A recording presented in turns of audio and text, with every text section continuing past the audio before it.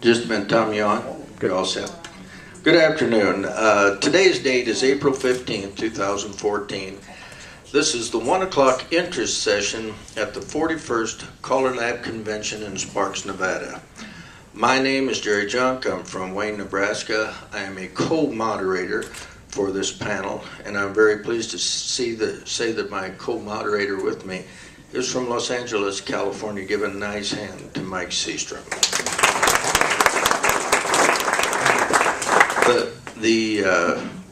The name of this session is one that Mike and I love. It's called A Visit with the Legends, and we have 4 legends with us this afternoon. I have to tell you, this session is a favorite of Mike and mine. We feel that you can't go forward if you don't realize where you've been. And all of these guys have stories about their calling careers, things that they've done, and that's what we want to talk about. We're not necessarily interested in the nuts and bolts, but there are a couple little stories that we might be privy to that we'll share with you. And A Visit with the Legends is indeed a visit with some of the legendary callers in our square dance history. Mike and I have had some very interesting interviews over the years, and today we have 4 more, and the session is being taped. After we get done, we will open this up for questions from the floor. So make sure that we get the hand mic out to you so that you can ask them, make sure that we get everything on tape. It's also being videoed, so if you'd like to have this video after this is over, it will be available. I'm going to, with that in mind, we've only got an hour and 15 minutes, and so we're going to take about 15 minutes for each one of these guys. And I'll just start down the list. To my immediate left here, to the immediate left of Mike Seastrom, is Daryl Clendenin from Portland, Oregon. Give him a nice hand. His wife Yvonne is back there. Say hi to Yvonne. Next to him is Ernie Kinney from Fresno, California. His wife is Lanny, but Lanny is not here. Am I correct, Ernie? I haven't seen her. Okay. Next to him is Dick Henschel from Concord, California. And is Vicki here? Is she in the room? She's working. Vicki's working. Dick is with Hilton Audio. Most of you know that, or I think everybody does. And then on the far left over there is Cal Campbell, Castle Rock, California. And Judy is here. Where's Judy? Way back there. Judy is Judy. We sincerely hope you're going to enjoy this. We're going to start with my good friend Daryl Clendenin. Daryl is from Portland, Oregon. He learned to square dance in 1967 and began calling in 1969.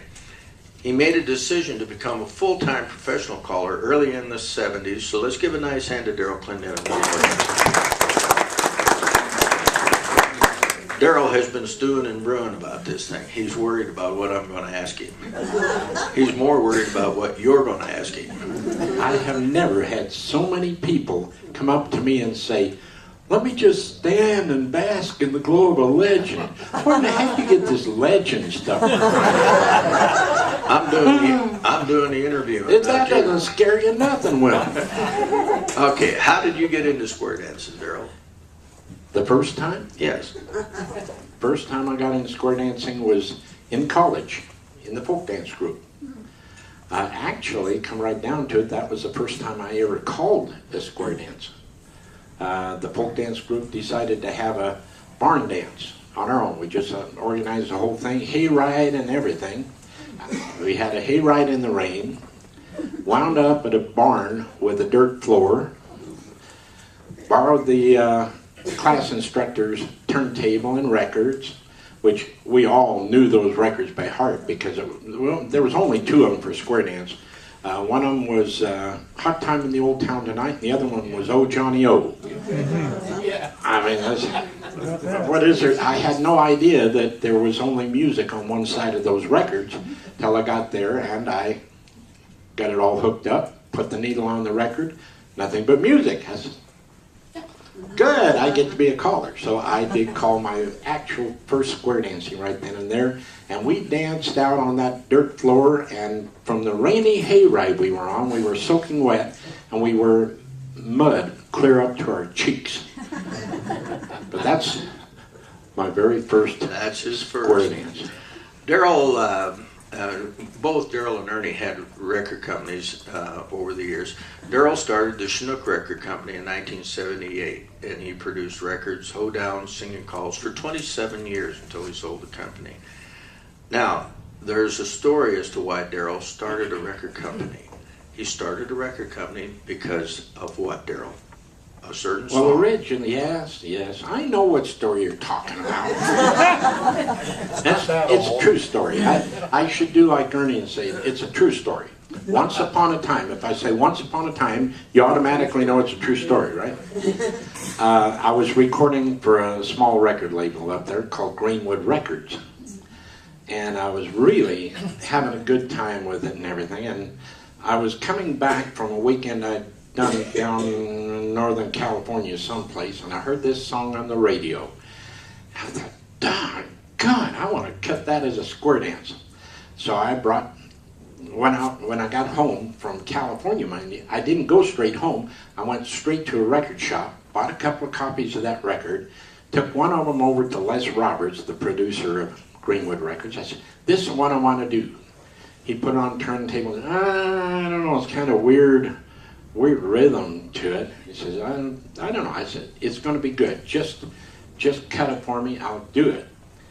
About a year later, he came to me with a cassette tape with the rhythm track for this record on it.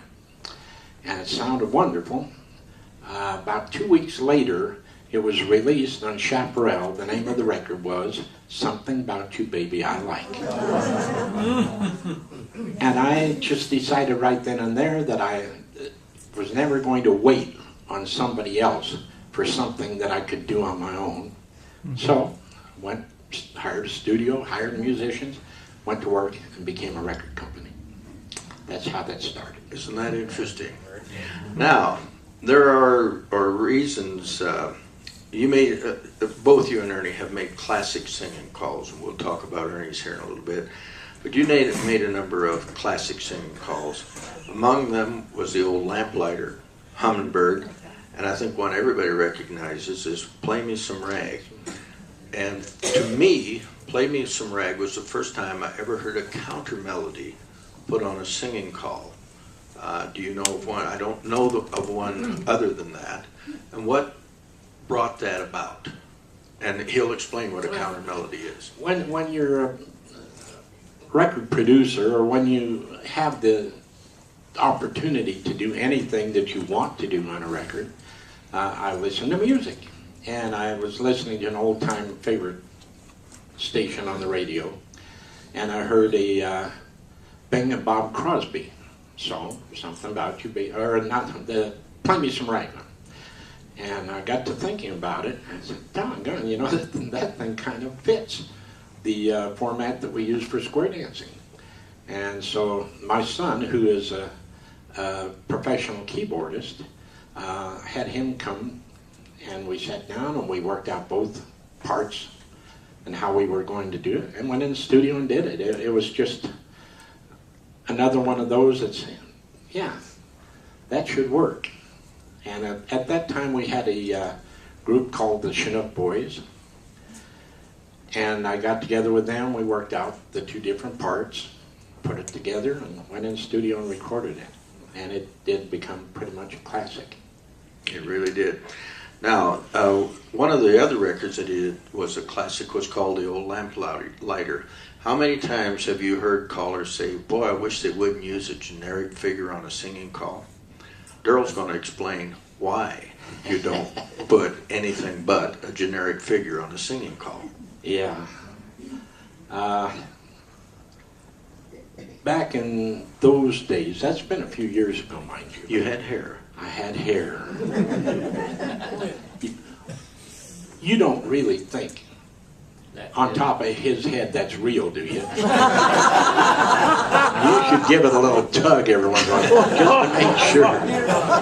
Just to make sure. story. Tell a story. You keep bringing that up, Jerry. I keep telling you, real men don't waste their hormones growing hair. And I tell you that some people use Head and Shoulders, some people use Mop and Glow. So tell a story about the old lamplighter and the figure. I have no idea what you're talking about. No, you know, these days you buy a record and you can almost bet that the figure on it is going to be heads promenade half, down the middle square through 4, right and left through, veer left, Ferris wheel, square through 3, swing the corner. Over and over and over and over again. Well, we used to try to get creative. And I thought, oh, God, you know, how about a figure that goes something like heads promenade halfway, but on the way, half sashay. Walk in square through 4, do-sa-do to an ocean wave, centers trade, boys only scoot back while the girls trade, swing and promenade. Slick, it's slick. And by golly, they had a nice full promenade and everything at the end of it. And I was very happy over that. And I kept getting these things in the mail. We had real mail back in those days. Not email. Getting these notes in the mail. I love that record, but that figure doesn't work. I decided maybe I better stick to stuff a little bit more commonly used. So we got away from being real creative with the choreography on singing calls. But that was a lesson for me. Now, we've got to kind of limit our time here. But Daryl joined CALLERLAB in 1975. At that time, it was an invitation only. You were invited. That was the second year. And he attended with Elmer Sheffield. There is a story about that, how nervous you were. Well, all of us were nervous that we're invited because we'd be sitting there and we'd be watching the real legends go by. Exactly. We just could not believe that we were not only in the same room with all of these really, really famous great callers, but we were sitting down to eat with them. We were sitting down in the hallways and visiting with them.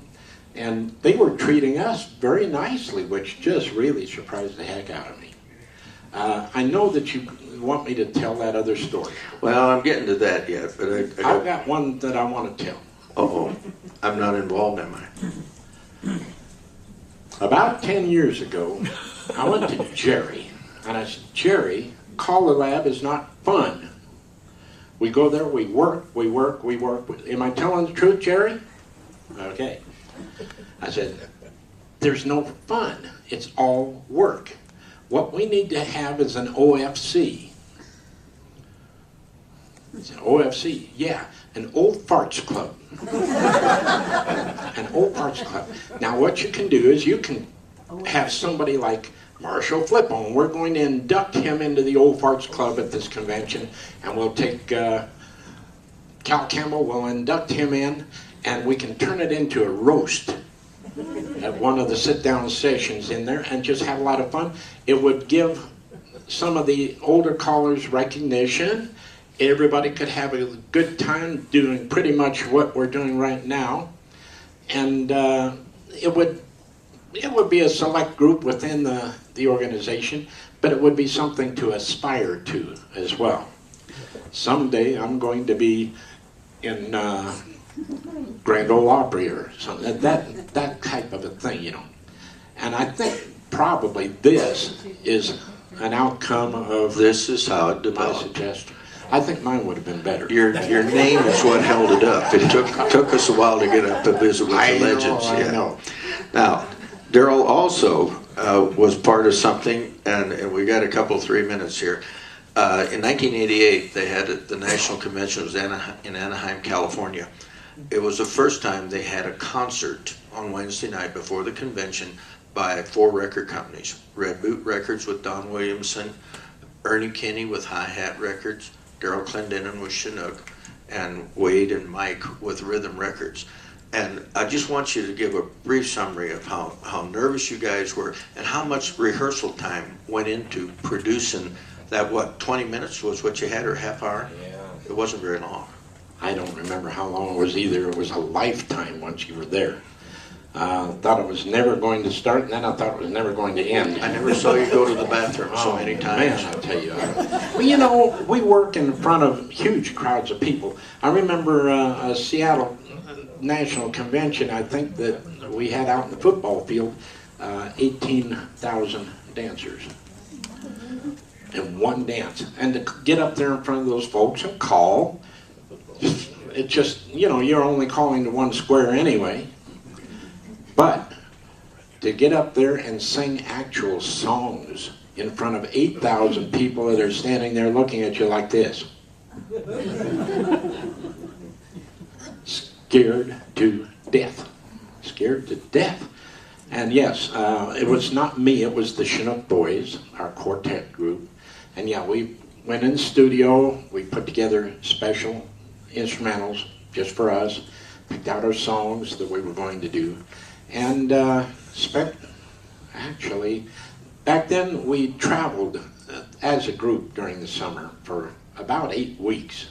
We did quartet dances cross country. And at each one of those dances, we said, and we have our concert that we do after the dance. And so we got to get up there and we got to sing our songs and get our practice that way.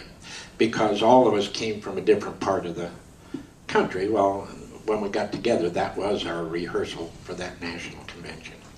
Do I get to tell that other story? I know we're running out of time. Here's the story. This is the last thing for Daryl, but it's a story about him being up in Canada. Once upon a time.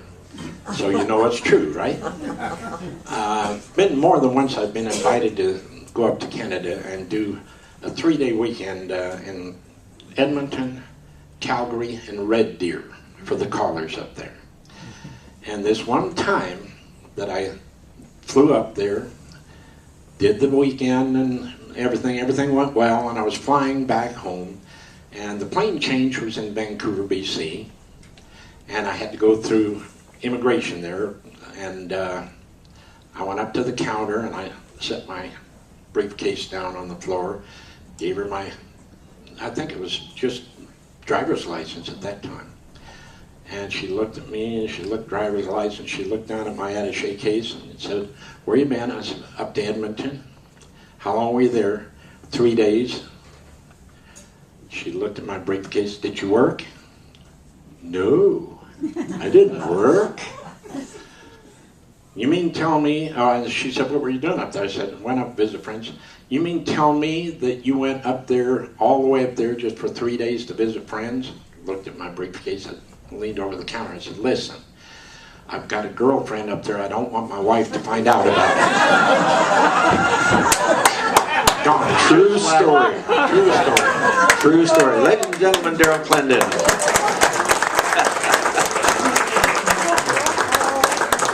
Who were the Chinook Boys? Chinook Boys were Bill Helms, Dan Nordby, Joe Saltell, and myself at that time. Your babysitter. Yes. I'm going to turn this over to Mike, and he's going to talk to Ernie. All right. Ernie Kinney is from Fresno, California, and he's been calling forever, right? We'll get that story in just a second, but he's been a CALLERLAB member since 1977. He served many years on the board and also was chairman of the board for a real critical time in CALLERLAB's history.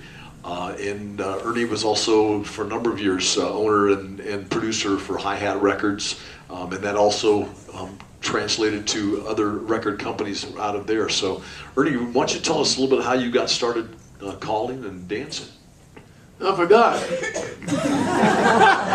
I think we were talking that Ernie might be the oldest caller still calling, active calling. No, that was 3 years ago. Yeah, Ernie, it's the oldest living caller. I don't think anyone. I don't think anyone's just passed you since 3 years. But I'm still the oldest active living square dance caller in the world.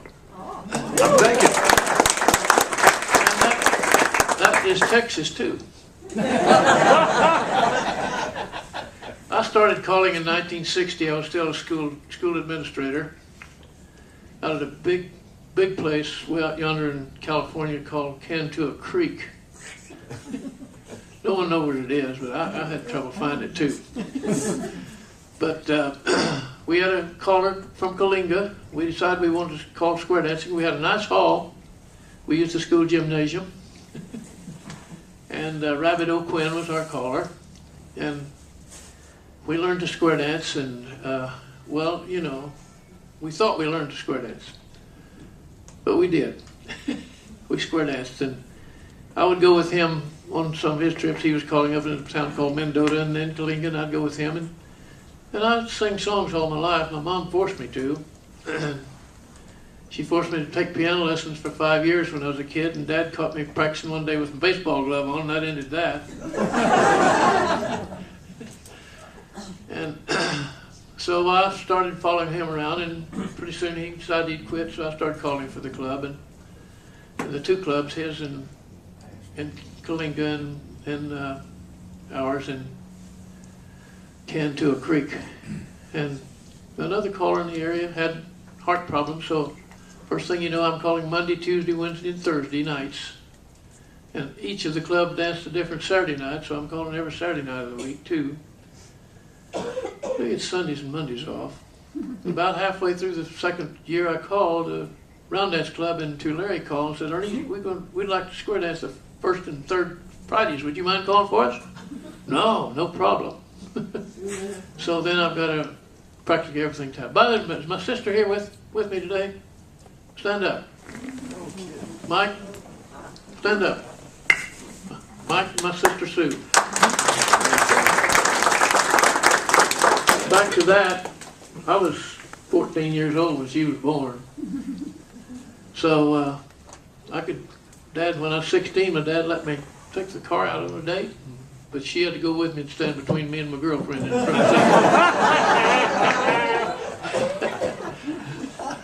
the But anyway, back to square dancing. I love people. Well, not all people, but I mean.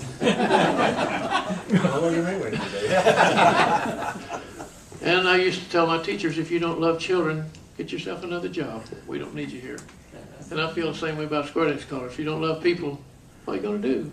They hate you. They're going to hate you anyway. But then I started traveling, and summertime when school was out,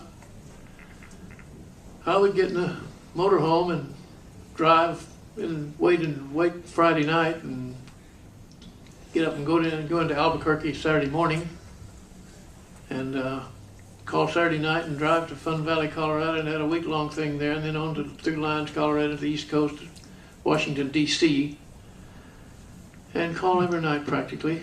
And in the following year, I'd go to Washington, D.C. and back through the Gulf states, and after going through the New England states. And I got a story of one of those trips. My youngest boy, many years later, decided to go with me, Rick. And I'd been to Johnson's Barn in Rehoboth, Massachusetts the year before. We had a pretty good sized hall. We had 20 squares that filled the hall. And got ready to leave that night, and Mr. Johnson said, could you come back next year? And I said, yes, but I can't give you a Saturday night, I can give you a Thursday night. He said, we'll take Thursday night. So I went back and took my boy with me, and that starts at 8 o'clock. At 7:50, 7:45, nobody there. 7:50, nobody there.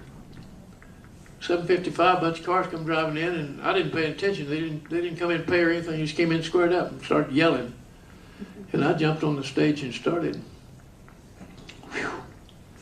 I was happy to get going.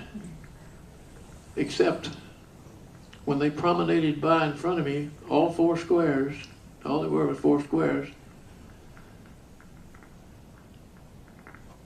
every one of them, look, give me that look as they went by.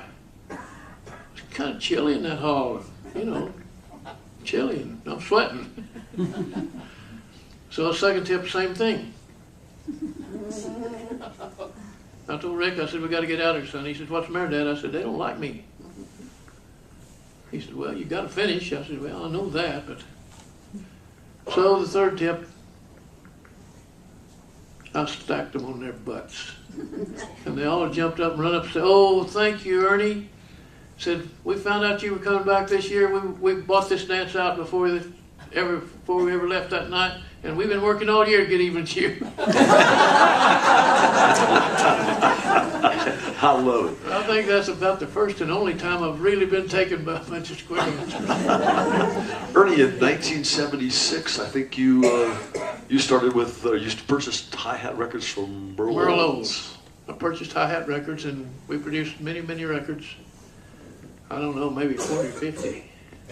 I've heard somewhere in the range of your vocals on maybe about, what, 130 different records? Oh, I couldn't do that many. And also, I think wasn't hi-hat the first company to record two couple Yes, vocals? two couple vocals, yeah. On. Two couple vocals. And we were the first ones, too, to put advanced calls on the back of records, too. And but I used to do that, too, but I forgot how all those things were, so I did quit doing advanced. Now, also, about that time, we started getting background vocals on the instrumental side of records, so callers could actually call and have background vocals on them. Well, I have harmony. Harmony, right? Harmony.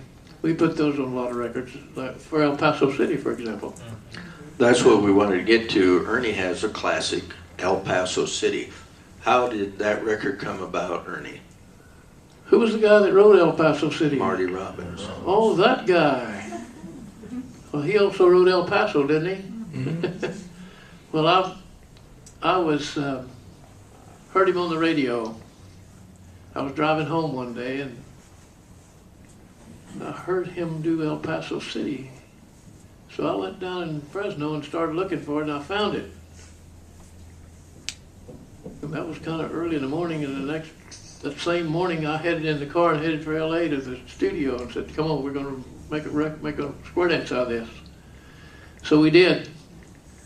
And it's probably the best selling square dance record that's ever been produced, as far as I know. I was told that back then. Mm-hmm. But then I had several nice guys. Well, you know, when I call their names, you may change my mind. Tom Perry was our baritone singer. He was from Largo, Florida. Our bass singer was from Blounteville, Tennessee. What was his name? Wayne McDonald or something? Wayne McDonald. And then there was that guy from up in the Bay Area, the Sacramento area, right east of Sacramento, in the cool California, named Bronk Wise or something like that. Anyway, he was our tenor singer. So we started doing things like that and put them on CDs and so forth. Quartets doing all the Sons of the Pioneers. We call ourselves the Hi-Hat Pioneers. Mm-hmm. So we started producing CDs. Bronk and Tom and I took a trip to New Zealand, week-long thing in New Zealand, calling dance 3 or 4 nights of the week and doing concerts after every dance during the night. I don't know how they got along with us in New Zealand, but we finished the dance at about noontime on a Sunday, and we were getting ready to do a singing call together, the 3 of us. And those about 4 or 5 couples come running up the stage off the square. "You guys didn't do cool water." What did they know in New Zealand about cool water? So I took the record off the thing and put the tape in the player, and with the music for Cool Water, and we sang Cool Water, and all the square dancers. Going back and forth like that, and it was a lot of fun. We had a lot of fun together. It was a great group, and they were also part of that concert that we talked about earlier with the Chinook Boys.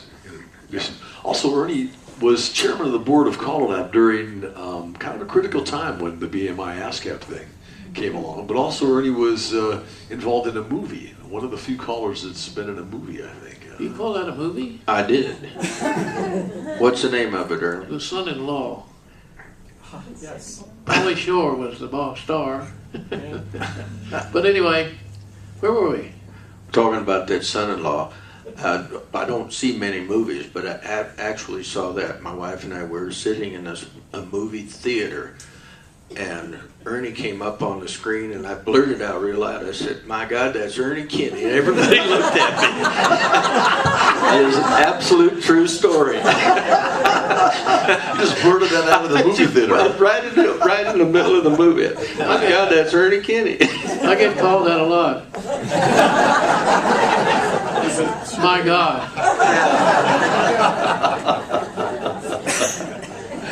How about I said for Ernie Kinney? Thank you, Ernie. We appreciate y'all staying, but could you stay for the other two guys?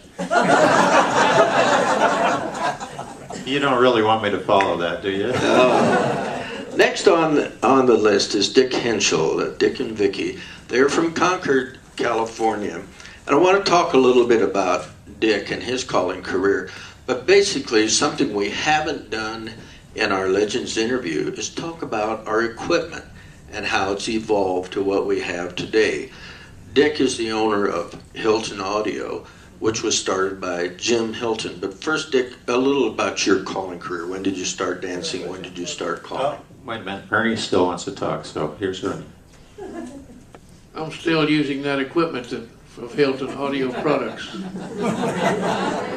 Let's see, we started making in 1956, so that's probably about the time Ernie got his set. So 61. still got that one. A 61? Oh, I've had a couple since. All right, okay. He's always been a great customer. You started dancing and calling? I started dancing after I got out of the Air Force in 1974. I started dancing, though my relationship with Hilton Audio Products actually dates back to 1967 when I was still in high school. At that time, Hilton Audio Products was located in Oakland, and it was one of those buildings that had shops underneath and apartments up above. I should learn my mic technique, right? And my mother and myself lived in an apartment above Hilton Audio Products. And so and Jim used to make a lot of noise down there, so being a curiosity type kid, I'd poke my head in there and try to figure out what was going on. And Jim was a kind enough individual. He said, well, you know, for a couple bucks you can sweep the place out and things like that. And it evolved from there to where I was checking out old HP 95 amplifiers. At that time, of course, they were brand new HP 95 amplifiers, but that was kind of my start and introduction to Hilton Audio. And then I spent 4 years in the Air Force. When I got out of the Air Force is when I went back to work for Jim and learned to dance. And then in 1975 I started calling Jim Hilton, and a lot of you that remember those days with Hilton Audio, Jim Mork was vice president of the company at that time, and Jim Mork kind of took me under his wing and was teaching me how to call starting in 1975. And I was a very, very lucky individual. I got to go to the Bob Osgood Sets in Order, a C. Lamar week that summer, and had a few pretty good callers to help work with us in that beginner class, callers class. A gentleman named Lee Helsel and Bob Van Antwerp, Bruce Johnson.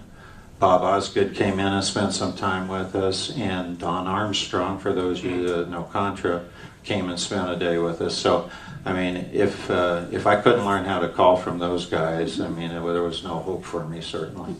But that was my start in calling, and I've been calling ever since. I call 3 nights a week still, and on my regular program at home, and the occasional fill-ins and other things. That's great. I've been on the phone with Dick several times in the last few weeks or last few months, talking about this. Jim got started making amplifiers because there was a need. Is that right? And was he an electrical engineer? Not an electrical engineer, but he had an electronics background. Jim had been in the service in World War II and learned. He was electronics repairman in the service. Spent time in the South Pacific. One of the things Jim didn't talk much about his time in the service. other than to tell me that he hated New Guinea. He was in New Guinea during World War II and thought it was the most god-awful place on the face of the earth. It was hot and sweaty and all the equipment was falling apart. So that was his main conversation about that. But he did have that electronics background. And Jim started dancing in '52, and then in '54 or so he started calling, got the bug to call. Now, Jim, those of you that have heard Jim call, Jim always had a very successful square dance program. At the same time, Jim was not the greatest singing caller in the world, and he would be the first one to tell you. And at the time, he needed a monitor to stay with the music. And at that time, in the mid-'50s, you had your choice of a Newcomb or, you know, I'm going back before my own time, but I'm sure Ernie and those guys that date back that they can tell me. Newcomb, Bogan, those were the systems guys were using. At that particular time, there was nobody making a monitor system. Later on, Newcomb did. Well, Jim Hilton, with his electronics background, decided to build a monitor for himself. And he did. And it was well enough made or so. A couple of guys saw it and said, "Hey, that's pretty nice. Well, can I buy it from you?" So he'd sell him the one he had built for himself, and he'd build himself another one. And that's the way it got started. Hilton audio products may not exist. When one thing, I have to tell one little story because I saw the letter myself and I still have it. Jim, in his very early days, decided this monitor is really working great for me. So he wrote a letter to Bob Newcomb, who owned Newcomb Electronics, and he said, "I've developed this monitor and it's really helpful for square dance callers, and I'd like to work something out with you so you could make it, Newcomb could make it." And he got a very nice letter back from Bob Newcomb saying, "Well, thank you very much, but I'm not interested in making it." So at that point, Jim decided, well, I guess I'm going to make it. And that was kind of the start of Hilton Audio Products from there. It's really interesting. For those of you who've used Hilton equipment, the quality control has always been superb, whether it was the original tube types or to the solid state that we have today. But how things evolved, he just talked about the monitor. We came up with the AC200, which became the AC300 and stuff. There's an interesting story about this. Dick and I have been sharing stories, as I said, for the last couple of months. But how he was a good friend of Don Franklin, who owned Wagon Wheel Records. And Jim kind of relied on Don for advice as to what do we need. So I'll let you finish the story. Yeah, well, in those days, right after Ernie Kinney, Don Franklin was considered one of the top. I'm not sure if Ernie would agree with that. But, you like Don, okay. You got along okay, good. I don't want to step on any toes. Anyway, Don was obviously very popular with Wagon Wheel Records and everything. I think Jim depended a lot on Don for advice at what callers needed. But the story that Jerry's referring to was, at the time, Hilton Audio had been making tube systems, and then in the very late '60s, in 1969, the first transistor system was made by Hilton Audio, and that was the SS200. And the SS200, for those of you that may have seen it or worked with them, they looked a lot like the old tube sets. I mean, physically they looked the same, and they were big and pretty bulky. And Jim assumed that that's what callers liked. The HB95 had been very successful. Well, they did a festival around 1970, and I'm telling this as secondhand. I was not there, but I've heard the story enough from Jim that I know it's true. Jim was doing the sound at a festival where Don Franklin was the featured caller. And at the end of the Saturday night dance, everything had gone real good, and they were staying in the same hotel, so naturally they went down to the bar to have a couple beers. And they were down there yakking a little bit, and and typical, Jim was kind of asking Don, well, what do you need? What's that? And Don was telling him, he said, what I really need, I'm getting more of these gigs where I need to fly somewhere and take my equipment with me. And he says, what I really need is a sound system that's small enough it'll fit under the seat. And Jim said, well, you know, we could make something like that, but it would cost you an awful lot.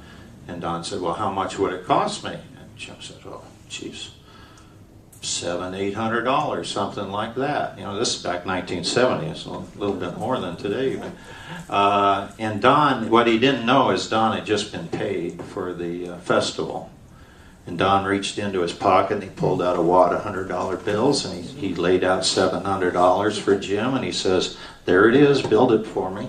And that was the what led to the AC200 sound system. And the AC200, AC means attaché case. Right. Attaché case to fit under the seat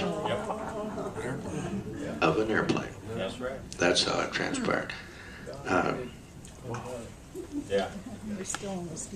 Okay, now today we've gone away from the turntables, obviously. What do you see for the future, Dick, in just a few minutes' time? Just a few minutes, huh? Well, I'm not real good on crystal balls, but you know, digital, obviously, laptops are great, and the big question will be, will a smaller format just more adaptable? Like, everybody knows that you can use a smartphone nowadays to do your dance. My assumption would be that somebody will come up with an app for a cell phone that'll allow you to change the speed and do more things with it within the cell phone. Spurview already has a version that you can use on a cell phone. Smaller, lighter, that's the way it's going. Give a nice hand to Dick Henschel if you don't. Thank you for sharing all that. Cal Campbell is our next interviewee, and Mike and I have talked about this. I'm going to let Mike do this interview, but I think Cal may be our last tie to Lloyd Shaw, if I'm not mistaken. Cal, I'd maybe let you start this whole thing yourself. You started out dancing, I think, in about the age of 6, didn't you? 55. Okay. You started calling in 1955. Right. Okay. I attended Colorado A&M, Fort Collins. At that time, the school was about 3,500 students. It was 3/4 male and 1/4 female students. They had a college square dance club, which we danced on Thursday night, and we ended up with probably 10 squares average. It was the second largest club on campus. I went in as a freshman, scared to death, from a small rural community in western Colorado. I'd been a senior and had reasonable access to dating girls. I went in as a freshman, and I couldn't buy a girl with a date for $100. And so one of my friends said, well, go down to the student square dance club. And I went down, and it was nice. I could go down to square dance. And these were the days when, no lessons. When you wanted to dance, you stepped in position 4. You held up your hand. If somebody didn't think you looked too bad, they'd come up and dance with you. And so I went to the club for 2 or 3 times, and it was nice. But one of the things I got to notice, it was all student square dancers. There were no professionals. Every student picked out a record that he wanted to call, and he started to call. And I observed that these guys had a better chance talking to more girls. So I went to the guy and I said, okay, how do I become a square dance caller? And he said, well, there's box records over there, and there's a book called 5 Years of Square Dancing. It was published by Sets in Order at that time. And I picked out one of the calls, and I picked the record out of the box, and I picked out a singing call, and I learned them. And I got dates. And that actually proved out to be pretty good, because one night when I was calling about 6 years later, I'm a veterinarian, need to know this. So I had to go to school, to college for a long time. And about 6 years later, a cute little brunette showed up, And she stood up in front of me and says, I'm Judy Miles, and I bet you don't know who I am. I looked down at her and said, I haven't got a clue, but would you like to go out for coffee afterwards? And that's my wife sitting back there.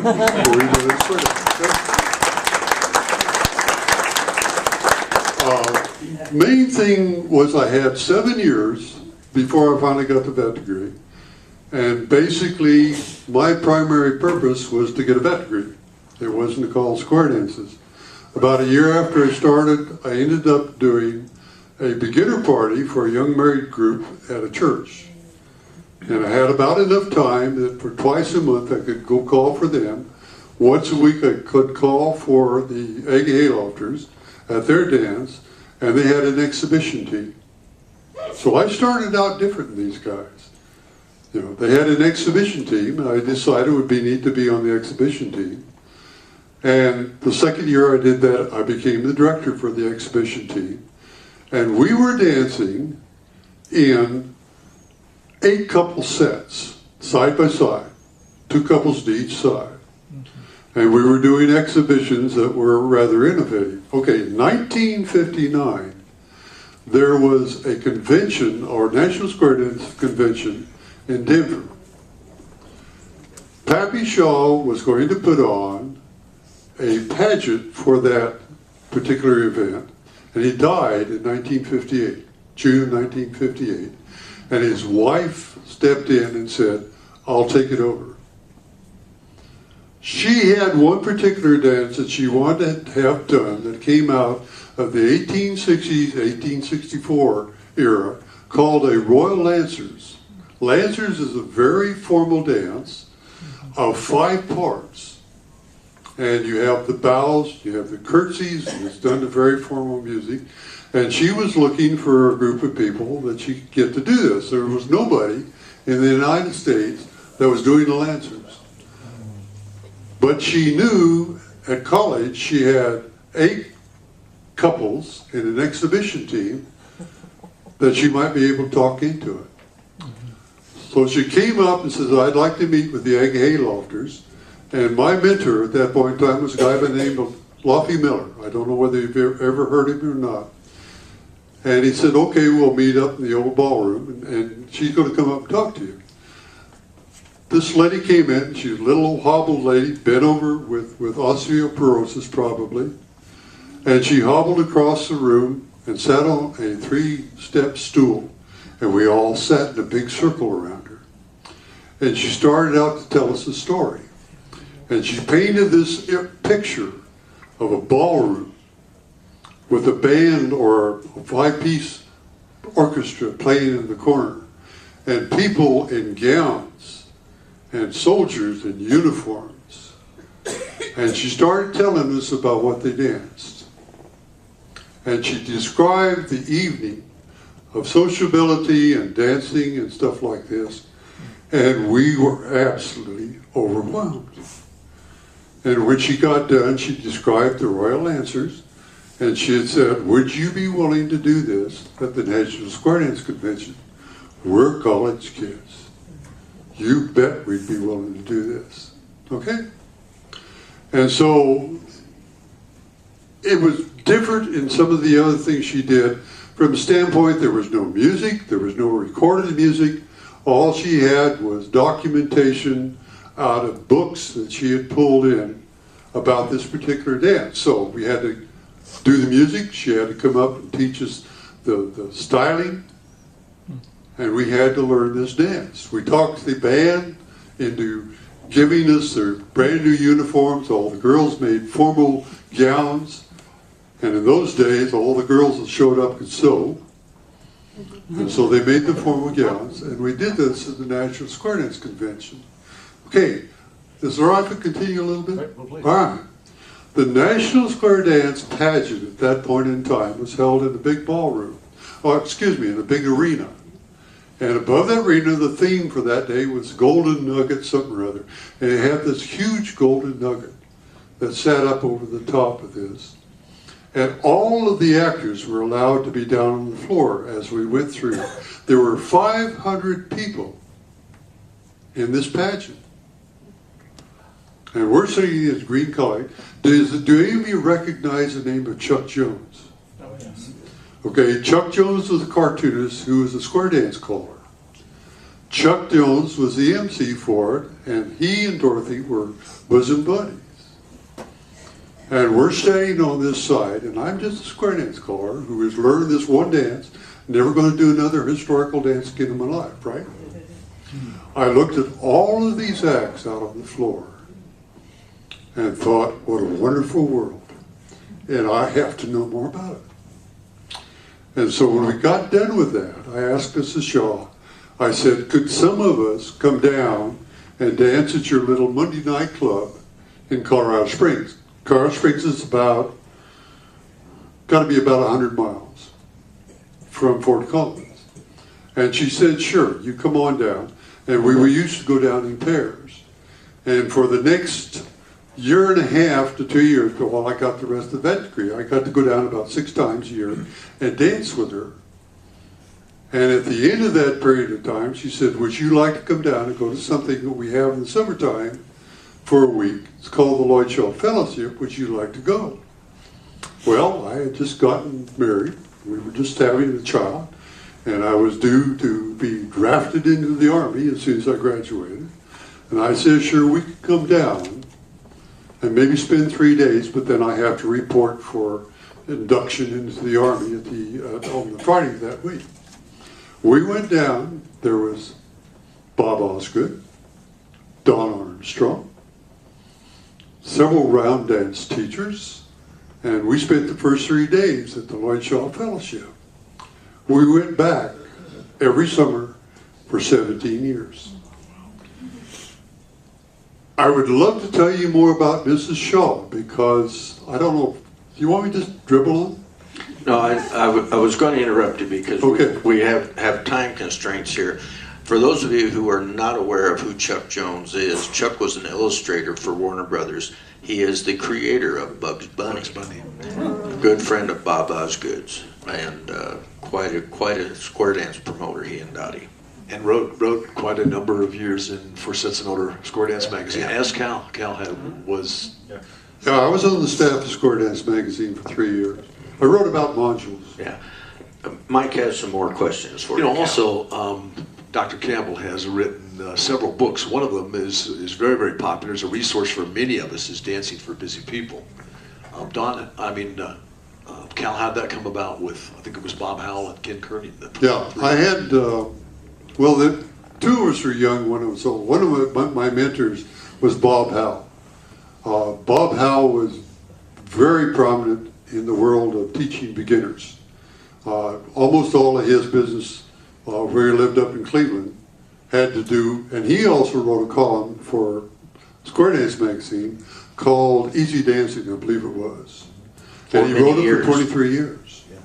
The other one was Ken Kernan. Ken and Kernan worked for Bob Howell for many years, and between the three of us, we had the knowledge pool to put together this book called Dancing for Busy People, and it's sold thousands of copies so far.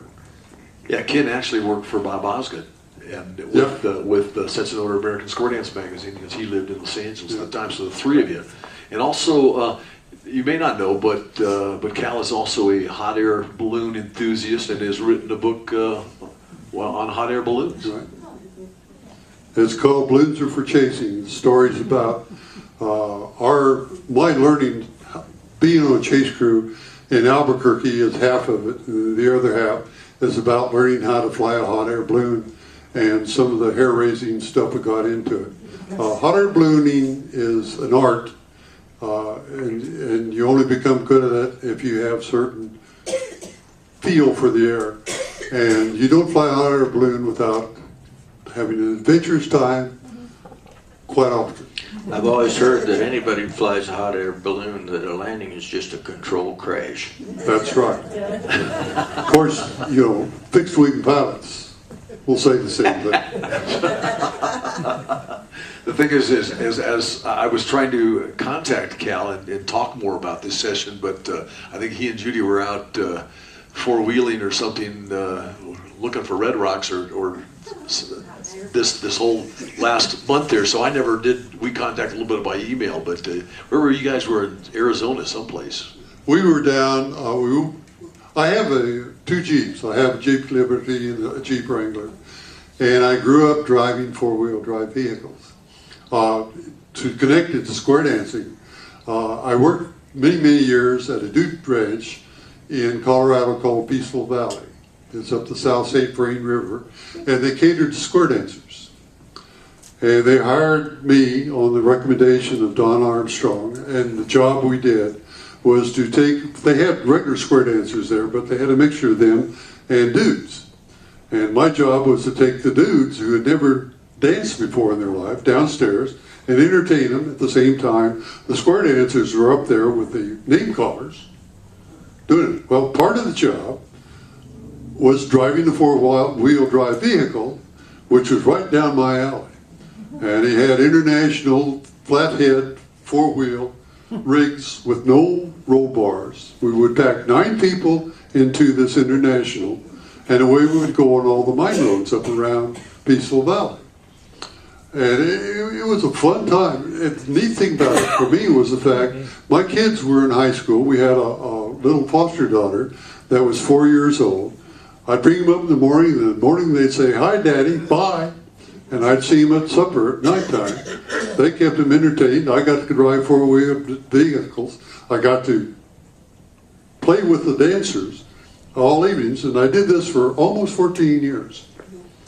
You know, one thing about Cal and Judy is they're founding members of the Lloyd Shaw Foundation, and we're active in the Lloyd Shaw Foundation for many years, but also as a part of CALLERLAB, the weekend before the CALLERLAB convention, we have the Beginner Dance Leader Party seminars that are still a part of our convention, and it has been a valuable resource for so many of our callers, whether they're primary funk, but their primary calling is with beginner dance leader or beginner dance parties, but you guys have been instrumental in really keeping that going, and some of the video presentations that you've done also, the same thing.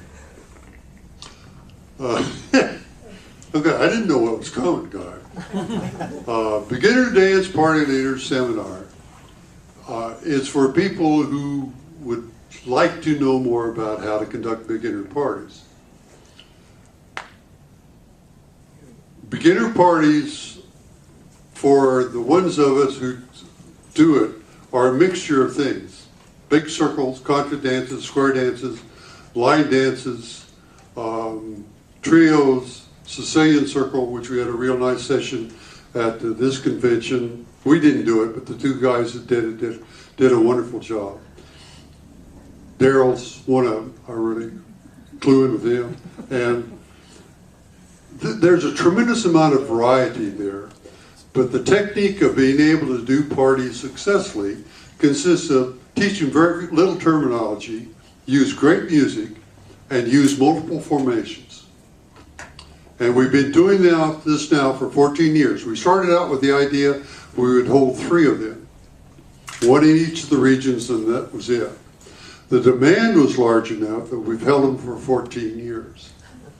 They draw about 40 to 50, this year was 30 people.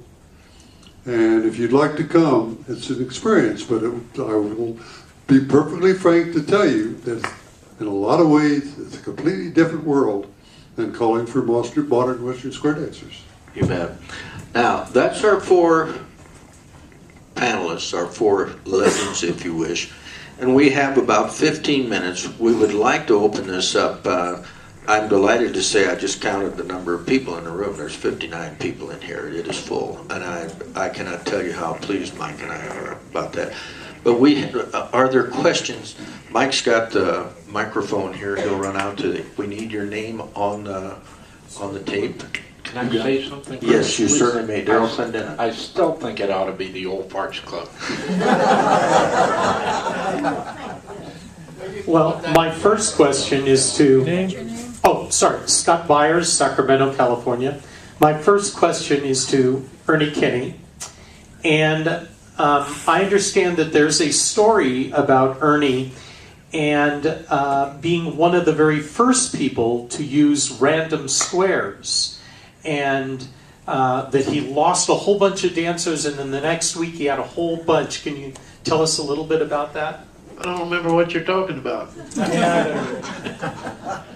We started it, we tried it, and we outgrew it. It was a lot of fun, though, when we started. One other thing about square dancing, in California, I was the first caller that I know of that held a weekend festival for square dancers, and that was the Sequoia Stomp in Visalia, Right. Southland Stomp down south of Los Angeles, then the Northland Stomp up in the northern part of the state. We had 3 of those, and the sad part of it was I had to do it this way because I knew all the other people. I did not hire any callers that called or lived in California. If I hire one of them, all the rest would be mad at me. So I hired all out-of-state callers, and we got introduced to all of them. I was lucky enough to be included in some of those callers. One down in Hawthorne, and the one up in Sonoma, and the Visalia one. Yeah. Ernie was very good to me as a caller. I wouldn't have done anywhere near the amount of calling that I did if it hadn't been for him and for others along the way as well. I didn't know him that well then. Yeah, didn't know me that well. Young lady? I'd like to ask Cal to briefly talk about the Dancing Around Denver, the filming you did. Name? Judy Taylor from Littleton. That far didn't go. He's okay. Okay. I don't want 1976 was the bicentennial convention in Anaheim. I had danced in the pageant, and so in 1976, the leaders in California came and asked Judy and I if we would be the pageant masters. Is this a story you want? I don't remember that. Okay. We were going to have another pageant. It was going to be essentially a cast of 500. It was going to be basically Remember that.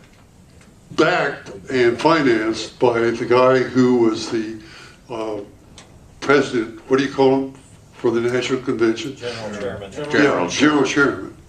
And he said, I want you to videotape it. And I said, do you realize how much this is going to cost? And he says, I have cancer. I don't have anything else to do with my money. You don't worry about it. You just get it done. And so I went and took 2 years of videotaping courses at Red Rocks College in order to be able to do this. He died about 6 months before it was done. The pageant had to be canceled because of budget concerns, and we didn't get to do it. I wish we could have, but the net result out of it is I do a lot of video work right now. I've produced about a dozen DVDs for CALLERLAB that we do on the beginner dance part. I've videotaped this thing several times, and so in a lot of ways I've gotten a lot of mileage out of the knowledge.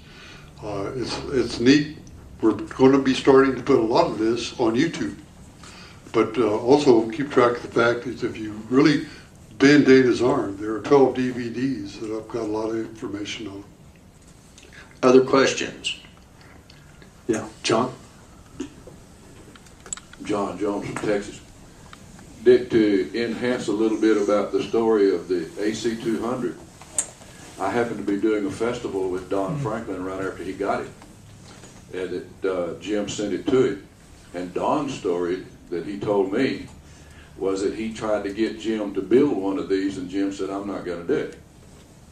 And Don told him, the story that Don told me, he told Jim, you're not smart enough to build one. And it made Jim mad. And he showed him that he could build one. And so Jim had tried to get me to buy one of his sets for several years with the old record cut turntable on it. And I didn't want one of those because it's too big and bulky, and I was using a Caliphone, and it all fit in one box, you know, 2 speakers and the amplifier all in one box. And so he was just really giving me a bad time about not buying a Hilton. And as soon as he made that AC200, I called him and I told him, I said, send me the next one that you get. And so I bought it, and it's still being used today. Then later on, about 10 years later, I started talking to him about it. I said, I want one that's smaller than that AC200. He said, no, I'm not going to do it. I said, you're not smart enough to do it. About a month or so later, he called me and he said, I'm going to send you something and I want you to see what it looks like. So he sent me a Micro 75. And I took it out of the box and looked at it and I said, boy, this is really great. I didn't even plug it in to see if it worked. I put it back in the box, I caught a plane, and I flew to Chicago.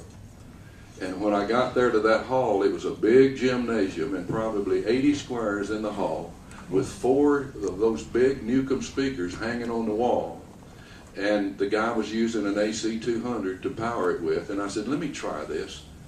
And he started laughing at the way it looked, you know. So I plugged in that Micro 75 and it did work. And I called the entire dance to 80 squares with a Micro 75. So the next Hilton newsletter came out, John Jones calls to 80 squares with a Micro 75. So, and I still have the last one that you made. Yeah.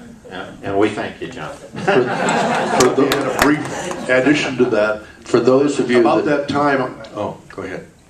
at about that same time, I was trying to get Jim to build a smaller unit, and he wouldn't do it because he thought no one would use it. He thought no one would buy it. He said it will look too tiny and too fragile, and that's one of the other reasons he didn't want to do the 75. It sounds like you needed to threaten them like John and Don did. For those of you that didn't know Jim Hilton, Jim did have a little bit of a temper.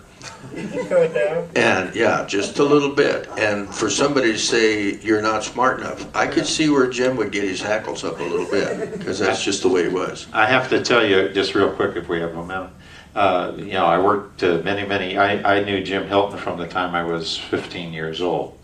And we did a lot of sound jobs over the year with nationals and various festivals around the country. And it was always wonderful. But there were a couple of times, Jim was the type of person that, personally, I always felt like if we're the sound guy, we're just supposed to make sure the sound works. If Jim was up on stage and he didn't think you were doing a good job, he didn't think anything of going up to, no matter what caller it was, and saying, you know, you need to do this different, you know. And it occasionally, there were a few times when I thought, like, I'm going to duck off this stage in a minute, because he could be strong-willed on his opinion on what people were doing. Exactly. Don Casper, Mannheim, Germany. I brought something along to CALLERLAB this year that was given to me. As some of you may know, the military bases are closing in Germany, which means also that the schools are on these military installations are closing. And the former club president of the Mannheim Mixers was a school teacher at Mannheim Elementary School, has returned to the States in the meantime. And while she was going through some of the surplus items of the Wiesbaden Elementary School, she came across 2 books from 1950 that have to do with square dancing. Gave them to me because she knew I was into square dancing. She was too, but I'm into this old stuff. So, and I was wondering if CALLERLAB would know of any place that might use these. I would like to donate them to some organization. One is Swing Your Partner by Durward Maddox, A Guide to Modern Country Dancing. The other one is Square Dances of Today and How to Teach and Call Them by Richard Krause. And you'll find that a lot of the stuff that's in here is still very valid today. DU has the Lloyd Churl Archives. It's about 150,000 items at this point in time. If you want, I'll take it and give it to them. All right, very good. All right. There's some terrific work, some terrific archive work going on. We have 2 people that I know in this room, Cal and Jim, that are very much involved in archive work and historical work for square dance material. So. I want to ask Dick a couple of questions about now. I probably have the largest collection of Hilton products. I have two. Well, maybe you do, but I've got two micro 75s. I've got a 200. I've got three 300s, AC 300s. I've got a 300B. I've got an SS 200, and I've got a DJ 400, which I think there's only 4 in the world. There are very few, right? So my question is, what other products that are kind of bizarre products that Hilton has made that never made it, that you may have only sold 2 or 3 of them?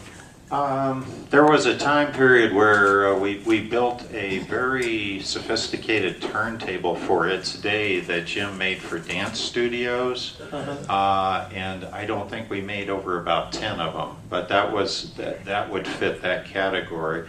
I think anytime you run a business, a manufacturing business, occasionally you're going to come up with an item that's got a very, very short shelf life and runs into a brick wall for you. And that was one of them. The DJ system that you're talking about was a dual turntable system we built for DJs. We built very few of them.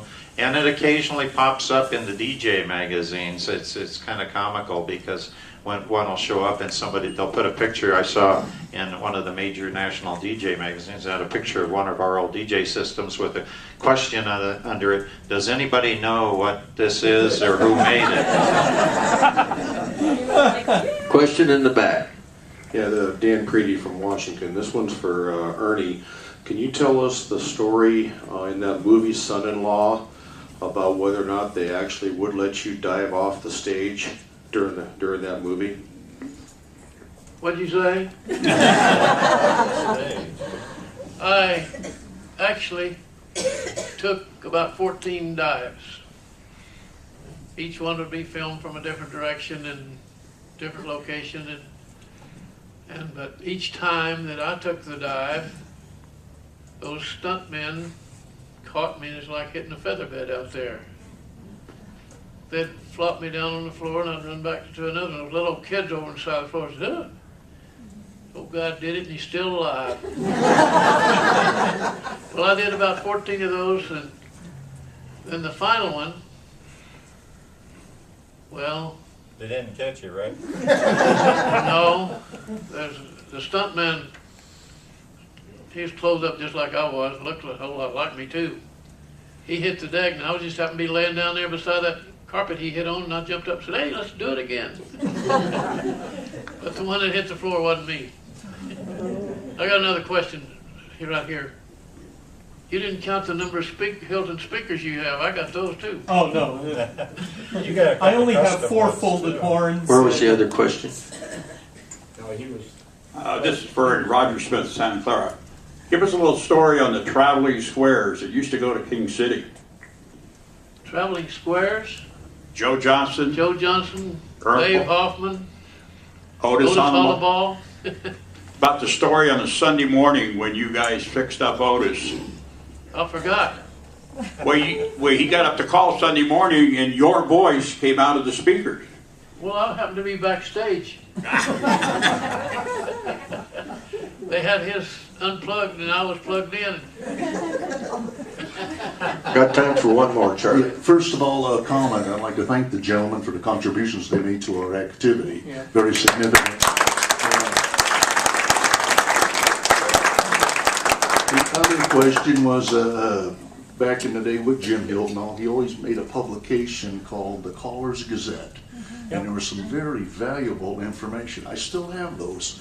And from thinking, every once in a while I'll go through and think, well, I got to throw this stuff out, valuable things. And I'll read through them. And it still has an impact, and it's good quality material that you did. Now I need to convince Mr. Henschel to go ahead and do some YouTubes. He did one on something, and about like how to roll chords and do things like that that would, protect our equipment a little bit more. Thank you very much for the comments. The Caller's Gazette, one of the things that a lot of people didn't know from that time period Jim Mork did most of that. That was Jim Mork was a vice president for many years, and he kind of worked in the background at the company. Not too many. If you go back to your College Gazette, you'll notice there were nobody signed their articles that they wrote, but 90% of them were written by Jim Mork. He was a very sharp man. He was also the gentleman that did the college cue card system. Right. You know, I just have one more comment. Cal, you've also written an ebook, and you have another ebook that's probably on the way. So we have Dancing for Busy People. These are resources that are still available and terrific for us. But I've got an ebook that's designed for teachers that has a 2-hour program with 4 basics. It's called, I can't even remember the name of the dance. Teaching Easy Dances, Keep It Simple, Keep It Fun. It's on Smashwords. The other one, I'll be doing a module session at 4, and I've got the book finished for modules. It's an update of what I've done years past. And all I've got left to do is format it and put it on Smashwords. Ladies and gentlemen, this is our visit with the legends. I'd like you to give a nice hand to Mike Seastrom for helping me moderate this. also, thank you, Jerry. And nobody enjoys this more than Mike and I. I want you to give a nice hand to Daryl Clendenin, Ernie Kinney, Rick Henschel, Cal Campbell. And I think on behalf of Mike, a sincere thank you to all of you for filling every chair. We certainly appreciate it, and we hope you enjoyed it. Thank you. Thank you. Marshall